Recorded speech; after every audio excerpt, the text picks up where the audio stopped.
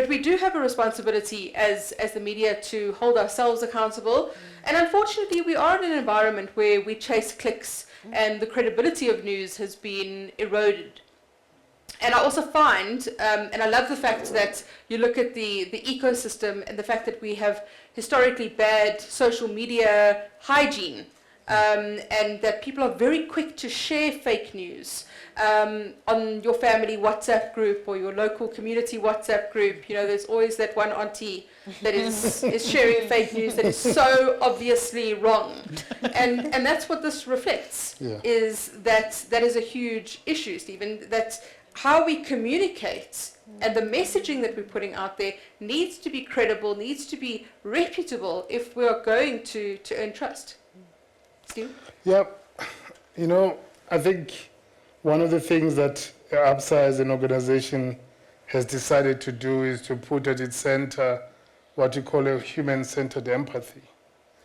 And human-centered empathy means you don't make assumptions as you engage with colleagues, as you engage with customers, as you engage with partners, because you never know what they're going on, what's going on behind their lives, what fake news they came across about the people they care about or things that are happening in the world, and you don't know what stresses them about the geopolitical situation.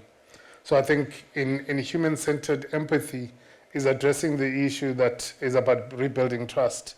Perhaps we might have had a cheat sheet on the outcomes of this research, because we said we want to empower Africa's tomorrow together, one story at a time, which means we are making a contract between ourselves and the people we engage with. And that engagement manifests in your story matters. So for me, one of the things about learning about inclusion, Mandy, is the fact that entrepreneurs coming from informal backgrounds, previously disadvantaged communities, have got a bad relationship with credit, because their remembrance of credit was a car being repossessed, a house being repossessed, and the bank was always a monster. So by the time you become an entrepreneur, the bank is the last door you knock at.